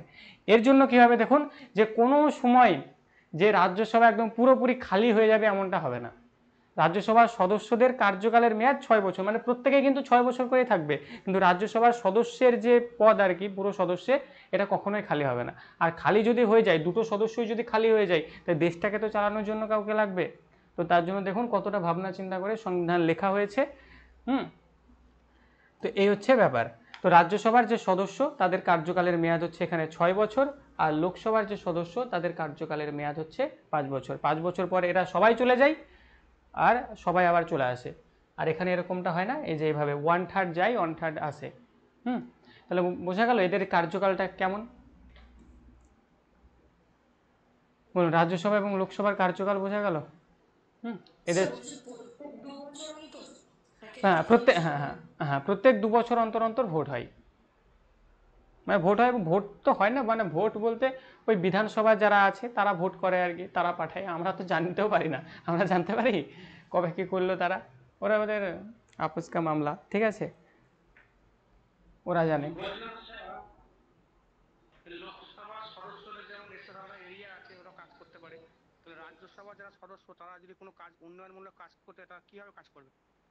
দেখুন এবার এখানে দুজনের মধ্যে যদি দেখে আর কি, একটা হচ্ছে লোকসভা আর একটা হচ্ছে রাজ্যসভা। এবার এখানে এদের ক্ষমতাটা বুঝতে হবে আপনাকে, আমি পরপর আর্টিকেলগুলোতে আসছি আর কি, ঠিক আছে। এখানে এদের কি ক্ষমতা রয়েছে, অনেক ক্ষমতা রয়েছে, যেখানে লোকসভা অত্যাধিক ক্ষমতা ভোগ করে থাকে, অনেক জায়গা রয়েছে যেখানে রাজ্যসভা অত্যাধিক ক্ষমতা ভোগ করে থাকে। যেমন অর্থ বিল, অর্থ বিল মানে কি, মানি বিল। মানি বিল হচ্ছে এমন একটা বিল, মানে টাকা নিয়ে যে বিলগুলো হয় আর কি, সেই টাকা বিল একমাত্র লোকসভাতে উপস্থাপন করা যায়, রাজ্যসভাতে করা যায় না। আর কেন যায় না তার কারণ আপনারা প্রত্যেকেই জানেন, এই লোকসভাতে যারা বসে থাকে এরা হচ্ছে রাজ্যসভার সদস্যদের চেয়ে কিছুটা হলেও বেশি শক্তিশালী। কেন শক্তিশালী তার কারণ আপনারা জানেন, যে ভোট দিয়ে কাদেরকে জিতিয়েছেন আপনারা, ভোট দিয়ে জিতেছেন এদেরকে না এদেরকে, এদেরকে জিতিয়েছেন, তাই না। আর প্রত্যেকটা দেশের সংবিধান এটাই বলে যে মানুষকে ক্ষমতা দাও, জনগণকে ক্ষমতা দাও। এবার জনগণকে ক্ষমতা দাও, জনগণ যাকে ভোট দিয়ে জিতিয়েছে তাহলে তাকে ক্ষমতা দাও। এবার এদের কার্যকলাপ, এদের কাজ করার বিভিন্ন প্রসেস রয়েছে, সেগুলোকে আমরা একটা একটা করে আর্টিকেল ওয়াইজ পড়বো। বলুন। রাজ্যসভাকে তো পার্লামেন্টের স্থায়ী কক্ষ বলা হয়, এই কারণে বলা হয় রাজ্যসভা সেরকম ক্ষমতা নাই, মানে লোকসভা যতটা পাওয়ার রয়েছে রাজ্যসভা ততটা পাওয়ার নাই।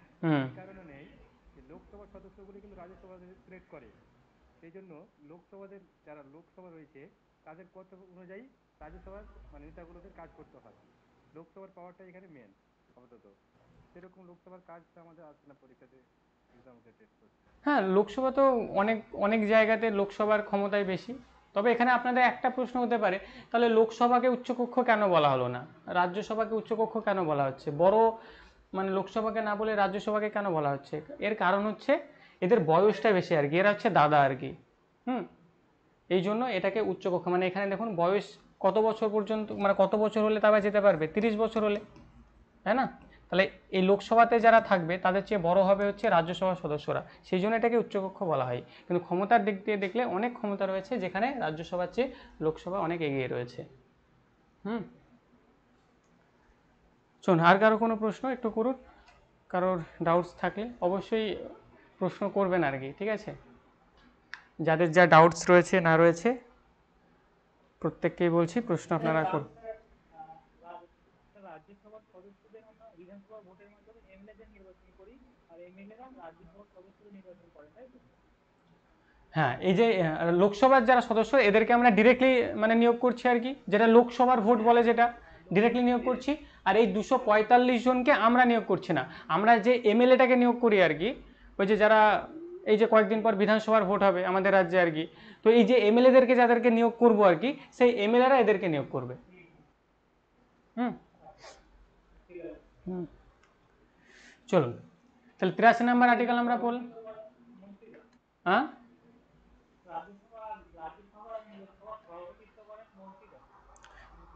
হ্যাঁ অবশ্যই মন্ত্রীরা তো রয়েছে এখানে, দেখবেন লোক, হ্যাঁ এখানে লোকসভার প্রধানকে, লোকসভার প্রধান হচ্ছে এখানে পিএম, আর এই রাজ্যসভার প্রধানকে বা চেয়ারম্যানকে ইনি হচ্ছেন উপরাষ্ট্রপতি বা ভাইস প্রেসিডেন্ট। ক্লিয়ার? এবার এই প্রধানমন্ত্রী কি করে? প্রধানমন্ত্রী করে হচ্ছে এর 15%, মানে লোকসভার 15% মানে সদস্যকে মন্ত্রী হিসেবে নিয়োগ করেন আর কি, তারপর কাজকর্ম চলে আর কি। আর প্রধানমন্ত্রী বা উপরাষ্ট্রপতি কিভাবে কি হয় না হয় সেটা আপনারা জানেন। এই 545 জন সদস্যের মধ্যে যে দল সংখ্যাগরিষ্ঠতা অর্জন করবে সেই দলকে কি করা হবে, সেই দল থেকে প্রধানমন্ত্রী নিয়োগ করা হবে। যেমন 545-এর অর্ধেকের বেশি কত? 545 ভাগ 2 যোগ 1 মানে কত হবে? 272। তা 272 অর্ধেক মানুষ কি কেটে আনবেন? কেটে তো আনা যাবে না, মানে 273 ধরুন এখানে। তাই এই যে 273 জন সদস্য, মানে 273টা ভোট যেদিকে পড়বে সেই 273 জনের মধ্যে থেকে একজনকে প্রধানমন্ত্রী হিসেবে নিয়োগ করা হবে। আর 273 জন যদি না হয় তখন দেখবেন ওই যে জোট তৈরি করা হয় আর কি, জোট। যেমন এবছর দেখবেন যে দল জোট করেছিল আর কি, বিজেপি জোট করেছিল, কিন্তু সেটা হচ্ছে এনডিএ। মানে বিজেপি কিন্তু সংখ্যাগরিষ্ঠতা ভোট পায়নি, বা সংখ্যাগরিষ্ঠতা যেটা দরকার সেটা অর্জন করতে পারেনি। চলো নেক্সট আমরা পড়বো। নেক্সট হচ্ছে এদের কোয়ালিফিকেশান কি লাগবে আর কি। দেখুন এই কোয়ালিফিকেশান এর আগেও বলা হয়েছে, এটা যেটা 84 নম্বর আর্টিকেলে বলা হচ্ছে এদের কোয়ালিফিকেশান কি দরকার। লোকসভা এবং রাজ্যসভার সদস্যদের কোয়ালিফিকেশান কি দরকার। ফার্স্ট কোয়ালিফিকেশান যেটা, সেটা হচ্ছে এদেরকে কি হতে হবে? সিটিজেন অফ ইন্ডিয়া হতে হবে, নাগরিক হতে হবে ভারতের। হ্যাঁ, সিটিজেন অফ ইন্ডিয়া, ভারতের নাগরিক হতে হবে। ভারতের নাগরিক হতে হবে, ভারতের নাগরিক হও তবে তুমি এই লোকসভা রাজ্যসভার ভোটে অংশগ্রহণ করতে পারবা, নচেত পারবা না। আর দ্বিতীয় কোয়ালিফিকেশান কি, এখানে কেউ দেউলিয়া হওয়া যাবে না, হ্যাঁ, লাভজনক পদে থাকা যাবে না। এগুলো কোয়ালিফিকেশান, এগুলো তো সেই রাষ্ট্রপতির কোয়ালিফিকেশানেও পড়েছিলাম আমরা, যে লাভজনক পদে থাকা যাবে না। এবার প্রশ্ন আপনাদের হতে পারে যে স্যার লাভজনক মানে যারা এমএলএ এমপি হয় তারা তো প্রত্যেকেই লাভজনক পদে থাকে, কিন্তু সংবিধানের ভাষায় ওটা লাভজনক পদ নয়। লাভজনক পদ আমরা কোনটাকে বলছি? যারা চাকরি করছে আর কি, তাদেরকে সেই পদটাকে আমরা বলছি লাভজনক পদ। এই এমএলএ এমপি এরা হচ্ছে জনতার সেবক, ঠিক আছে? জনতার সেবক মানে জনতাদের স্বার্থে, জনতাদের উদ্দেশ্যে তারা কাজ করে, কিন্তু এখন সেটা করছে না তারা, তারা নিজেদের উদ্দেশ্যে এই কাজটা বেশি করে থাকে। চলুন, তো দেউলিয়া হওয়া যাবে না, লাভজনক পদে থাকা যাবে না। আর ওই যে ভোটে জিততে হবে আর কি, তাই না? লোকসভার সদস্য যদি হয়, আচ্ছা এক মিনিট, হ্যাঁ বিজনেসটা তো লাভজনক। এবার লাভজনক ওটা সংবিধান যেটা বলে আর কি, ঠিক আছে, ওই চাকরিটাকে ওরা প্রধানত লাভজনক ধরে আর কি, বাকিগুলো লাভজনক নয় আর কি।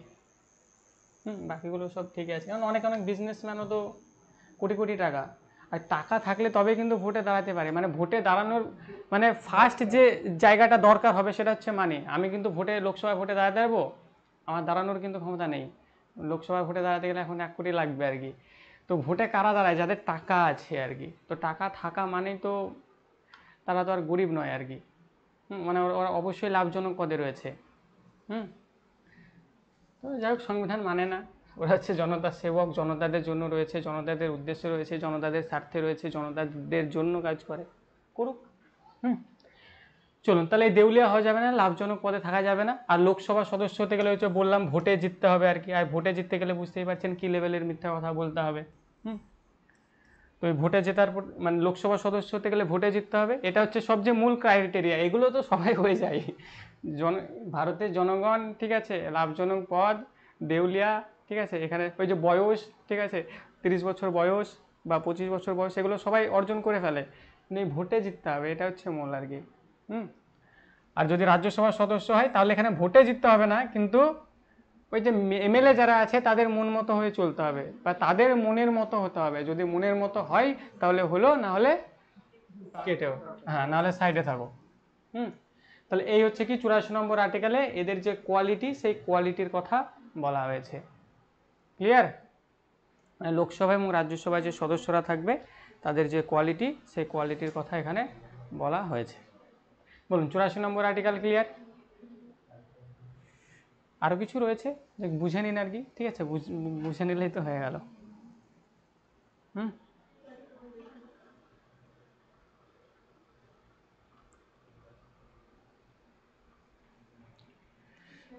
চলুন নেক্সট চলুন, কিছু এমসিকিউ রয়েছে, চটপট আমরা কিছু এমসিকিউ আলোচনা করি। থিওরি আমরা আলোচনা করলাম কিছুটা, আশা করছি লোকসভা এবং রাজ্যসভা সম্পর্কিত বেসিক যে জায়গাটা আর কি সেটা আপনাদের ক্লিয়ার হয়েছে, যে লোকসভা এবং রাজ্যসভা কি। এখানে আমি আরেকটু কথা একটু বলে দিই একটা পেজ নিয়ে। কেন্দ্রীয় আইনসভা, কেন্দ্রীয়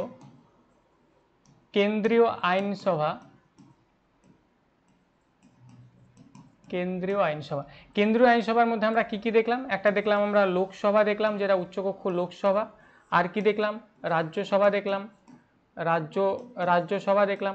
আর একটা কি দেখলাম? একটা দেখলাম হচ্ছে প্রেসিডেন্ট, এটা এগুলো কি? এগুলো হচ্ছে কেন্দ্রীয় আইনসভা। ক্লিয়ার? মানে কোনো একটা বিল পাস হতে গেলে লোকসভাতে পাস হতে হবে, রাজ্যসভাতে পাস হতে হবে, তারপর রাষ্ট্রপতি সেখানে একটা সিগনেচার করবে, তবে সেই বিলটা আইনে পরিণত হবে। এটা হচ্ছে কি কেন্দ্রীয় আইনসভা। কেন্দ্রীয় আইনসভা দুটো কক্ষ, একটা উচ্চকক্ষ আর একটা হচ্ছে এটা হচ্ছে উচ্চকক্ষ আর এটা হচ্ছে নিম্নকক্ষ। একই রকমভাবে রাজ্যেরও আইনসভা রয়েছে। একই রকমভাবে যদি দেখি, আমাদের যে রাজ্য রয়েছে, রাজ্যেরও আইনসভা রয়েছে, এবং এই রাজ্যের সভাতেও দুটো কক্ষ আপনারা দেখতে পাবেন।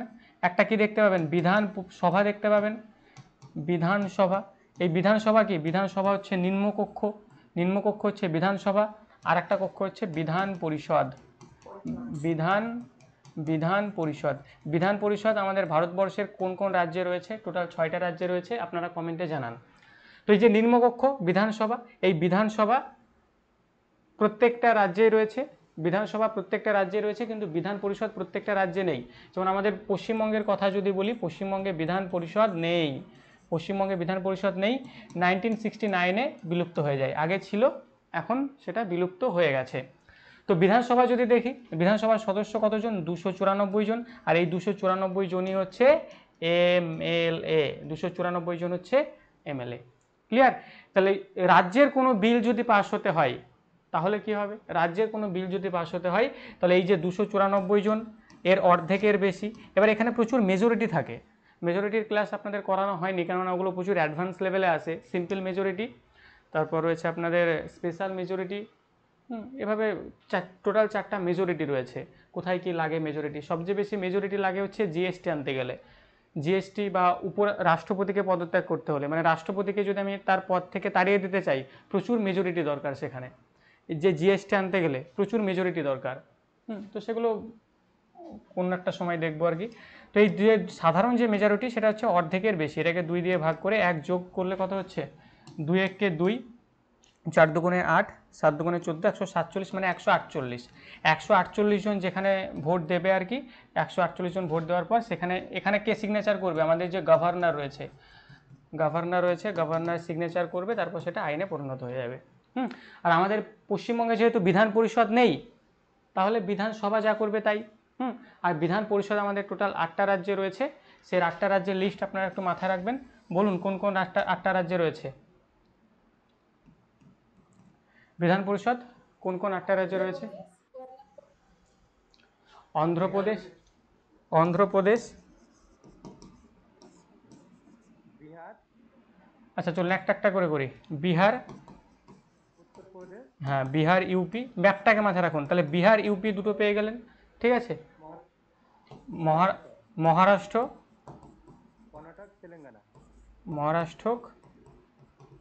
কর্ণাটক, তেলেঙ্গানা, আর একটা অন্ধ্রপ্রদেশ। আর একটা হচ্ছে অন্ধ্রপ্রদেশ। অন্ধ্রপ্রদেশ। দেখুন এটাকে মনে রাখার হচ্ছে দুটো দুটো করে মনে রাখবেন। দেখুন এরা সব জোড়ায় জোড়ায় আছে না, বিহার ইউপি পাশাপাশি, ম্যাপটাকে মনে করুন বিহার ইউপি দুটো হয়ে গেল। মহারাষ্ট্র কর্ণাটক দেখুন এরা নিচে নিচে রয়েছে, মহারাষ্ট্র আর কর্ণাটক এরা দুজন পাশাপাশি রয়েছে। আর অন্ধ্রপ্রদেশ একে ভেঙেই তৈরি করা হয়েছে তেলেঙ্গানা। তাহলে এই হচ্ছে 6টা রাজ্য, এই 6টা রাজ্যে কি রয়েছে, বিধান পরিষদ রয়েছে, বাকি কোনো রাজ্যে বিধান পরিষদ নেই। তাহলে বিধান পরিষদ যদি থাকে তাহলে বিধান পরিষদেও গিয়ে সেই বিলটা যাবে, তারপর বিধান পরিষদেও পাস হবে, তারপর গভর্নর সিগনেচার করবে, তারপর সেটা আইনে পরিণত হবে, যে কোনো আইন যে কোনো বিল। তাহলে এটা হচ্ছে আমাদের রাজ্যের আইনসভা, প্রত্যেকটা রাজ্যে এই সিস্টেমই চলে। আর ওটা হচ্ছে কেন্দ্রের গেল, আমাদের কেন্দ্র পড়লাম। তাহলে বিধান পরিষদেও তাহলে নিয়োগ করে এমএলএরা, বলুন। বিধান পরিষদের সদস্য নিয়োগ করে কারা, এমএলএরা? হ্যাঁ, এমএলএরাই নিয়োগ করে, বিধান পরিষদের যে সদস্য এটা হচ্ছে এমএলএরাই নিয়োগ করে। চলুন কয়েকটা এমসিকিউ দেখে এখান থেকে। স্ক্রিন তো দেখা যাচ্ছে, স্ক্রিন দেখতে পাচ্ছেন না? স্ক্রিন তো দেখা যায়। হ্যাঁ, স্ক্রিন দেখা যাচ্ছে। চলুন প্রশ্ন করুন, একটা আনসার করুন।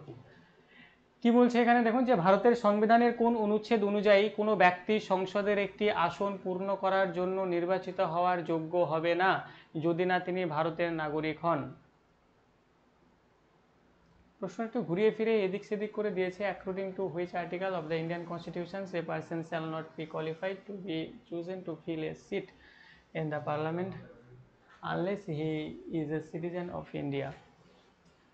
বাংলা ইংরেজি যে যেটা পড়বেন পড়ুন, দিয়ে আনসার করুন। দেখুন এই প্রশ্ন না পড়েও আনসার হয়ে যাবে না, প্রশ্ন না পড়েও কিন্তু আনসার হয়ে যাবে।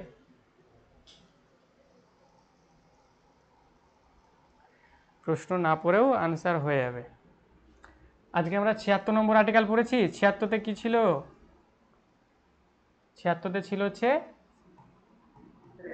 Attorney general. বর্তমান কে আছে?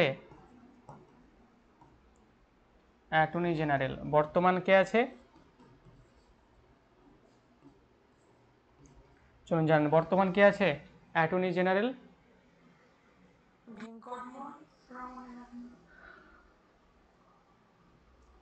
বলুন বর্তমানে অ্যাটর্নি জেনারেল কে রয়েছে? ভেঙ্কটরমণী।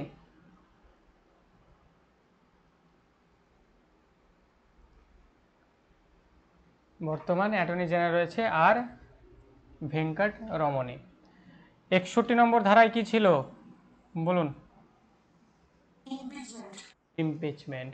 61 নম্বর ধারায় ছিল হচ্ছে ইমপিচমেন্ট। ইমপিচমেন্ট 61 নম্বর ধারায় ছিল ইমপিচমেন্ট। 52 নম্বর ধারায় রাষ্ট্রপতি। এগুলো ছিল। তাহলে এগুলো তো হয়ে যাচ্ছে। আর 84 নম্বর ধারায় তো আমরা দেখলাম যে ওই রাজ্যসভার বা লোকসভার সদস্যদের কোয়ালিটির কথা বলা হয়েছে।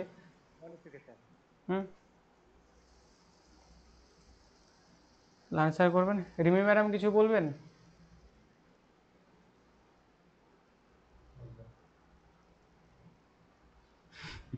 আচ্ছা রিমি ম্যাডাম চলুন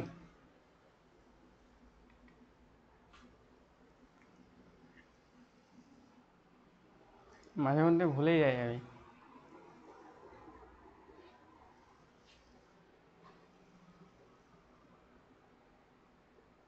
চলুন নেক্সট প্রশ্ন। ভারতের 2 কক্ষ বিশিষ্ট প্রথম নির্বাচিত সংসদ কোন বছরে গঠিত হয়েছিল? আপনারা পড়েছেন এটা।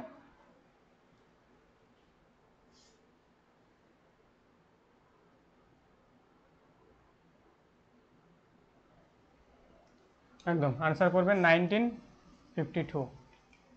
নেক্সট প্রশ্ন। সংসদের 2 কক্ষকে আহ্বান করার ক্ষমতা কার উপর ন্যস্ত রয়েছে? মানে সংসদের 2টো কক্ষ, মানে 2টো কক্ষের যখন মিটিং হবে, সেই 2টো কক্ষের মিটিংটাকে আহ্বান কে করবে? আহ্বান শুনুন, আহ্বানটা কে করবে? এতে বলছে কি প্রধানমন্ত্রী আহ্বান করবে, রাষ্ট্রপতি, উপরাষ্ট্রপতি, নাকি লোকসভার স্পিকার? তা আহ্বানটা কে করবে? একদমই তাই, প্রেসিডেন্ট ছাড়া আর কে হবে? প্রেসিডেন্টই আহ্বান করবে। যৌথ অধিবেশনে আহ্বান করার ক্ষমতা একমাত্র প্রেসিডেন্টেরই আছে। নেক্সট প্রশ্ন। পার্লামেন্ট শব্দটি ড্যাশকে নির্দেশ করে, তাহলে পার্লামেন্ট শব্দটি রাজ্যসভাকে নির্দেশ করে, লোকসভাকে, নাকি রাজ্য বিধানসভাকে, নাকি ন্যাশনাল লেজিসলেচার মানে জাতীয় বিধানসভাকে? তাহলে পার্লামেন্ট শব্দটি কাকে নির্দেশ করে? The term parliament refers to the Rajya Sabha, Lok Sabha, state legislative, নাকি ন্যাশনাল লেজিসলেটিভ? চলুন প্রত্যেকে আনসার করবেন।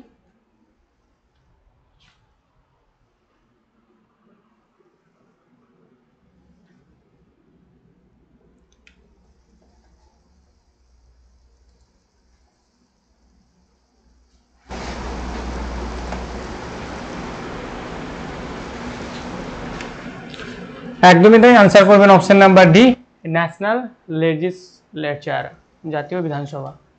নেক্সট প্রশ্ন, নিম্নলিখিত কোনটি ভারতের সংসদীয় কার্যধারার সাথে সম্পর্কিত প্রশ্ন নয়? এটা আপনাদের হয়নি, পরবর্তী আর্টিকেলে হবে এগুলো। যে নিম্নলিখিত কোনটি ভারতের সংসদীয় কার্যধারার সাথে সম্পর্কিত নয়, মানে সংসদে বিভিন্ন ধরনের প্রশ্ন করা হয়, তো তার মধ্যে কোন প্রশ্নটা আমাদের এই সংসদের কার্যধারা সম্পর্কিত প্রশ্ন নয়?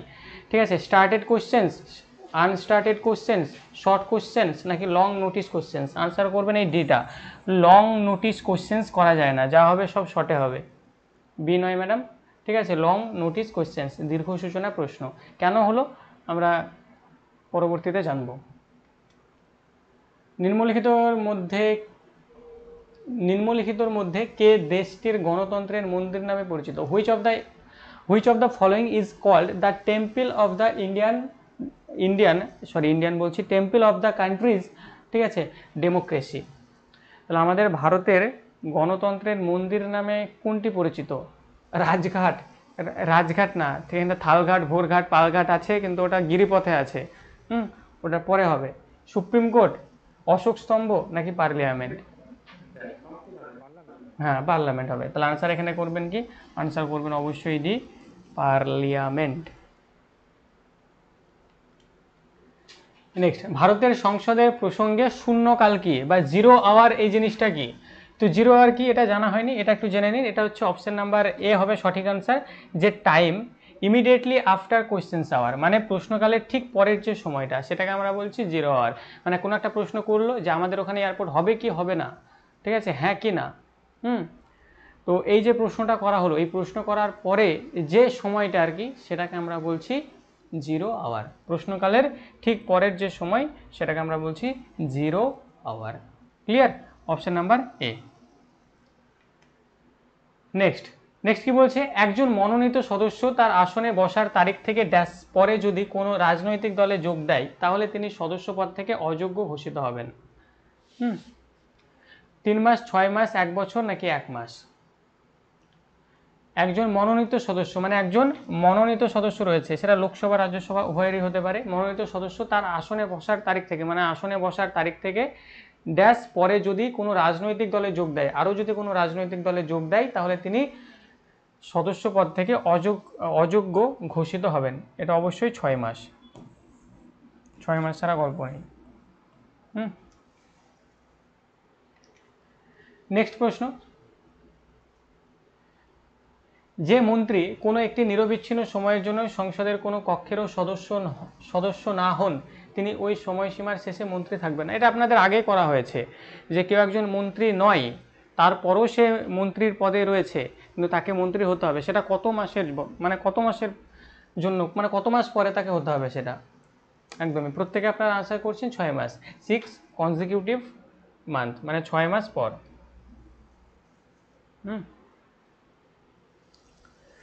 চলো নেক্সট প্রশ্ন এখানে কি বলছে?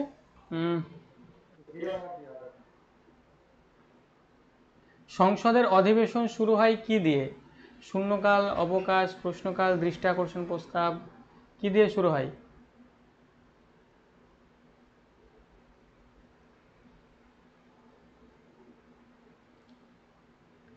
তাহলে সংসদের অধিবেশন শুরু হয়, জিরো আওয়ারটা কি, যে প্রশ্নের পরের যে সময়টা, সেটা হচ্ছে জিরো আওয়ার।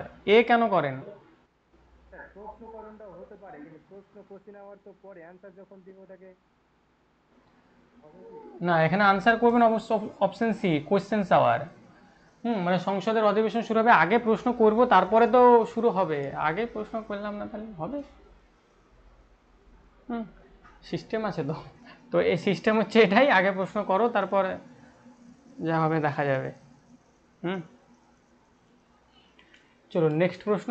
আচ্ছা নেক্সট প্রশ্ন নেই, 10টা প্রশ্নই ছিল আপনাদের, তাহলে আশা করি একটা আইডিয়া আপনারা পেলেন পার্লামেন্ট সম্পর্কে, এবং প্রিভিয়াস ইয়ারে কী প্রশ্ন এসেছিলো সেগুলো আমি স্ক্রিনে দেখিয়েছি। তো আজকের ক্লাসটা আমরা এই পর্যন্তই রাখছি। ও প্রশ্ন, কোন প্রশ্নটা ম্যাডাম? 4 নাম্বার প্রশ্ন। হ্যাঁ, এখানে বলছে যে পার্লামেন্ট শব্দটি ড্যাশকে নির্দেশ করে। তা পার্লামেন্ট, পার্লামেন্ট জিনিসটা কি, কে কে আছে এখানে পার্লামেন্টে? রাজ্যসভা, লোকসভা, নাকি রাজ্য বিধানসভা, নাকি ন্যাশনাল লেজিসলেটিভ মানে জাতীয় বিধানসভা? ন্যাশনাল লেজিসলেটিভ মানে জাতীয় বিধানসভা। আনসার আমরা করেছি অবশ্যই অপশন ডি, এবং আনসার এটাই হবে, অপশন ডি। হ্যাঁ,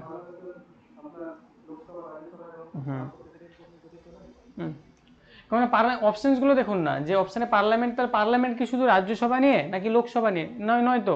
আর এখানে স্টেট লেজিসলেটিভ বলছে, মানে লেজিসলেচার বলছে, তাহলে এ তো হবেই না, এ তো আগেই বাদ।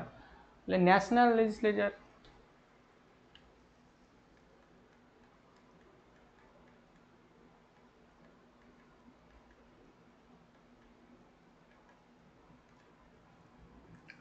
চলুন, তাহলে এই ছিল আজকের ক্লাস আপনাদের পার্লামেন্ট। ক্লিয়ার? তাহলে আশা করছি পার্লামেন্ট সম্পর্কিত বেসিক যে ধারণাটা ছিল, হ্যাঁ, অনেক ভালো ক্লাস স্যার, অনেক জটিলতা ছিল, এগুলো দূর হলো। Thank you sir. তো যাই হোক, ব্যাপার যেটা সেটা হচ্ছে পড়তে হবে আর কি, পলিটি খুব একটা কঠিন সাবজেক্ট নয়, ঠিক আছে?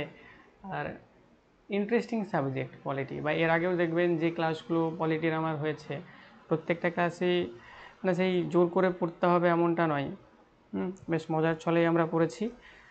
আর অ্যাজ এ ইন্ডিয়ান সিটিজেন হিসেবে, ভারতীয় নাগরিক হিসেবে পলিটি জানাটা আমাদের ভীষণ দরকার, যে কিভাবে কি চলছে দেশটা, কিভাবে কি হচ্ছে না হচ্ছে, এগুলো তো আমাদের অবশ্যই জানা দরকার, মানে এটাও আমাদের একটা কর্তব্য সংবিধান জানাটা।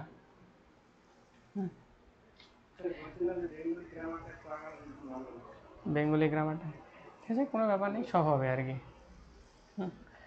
সাবজেক্ট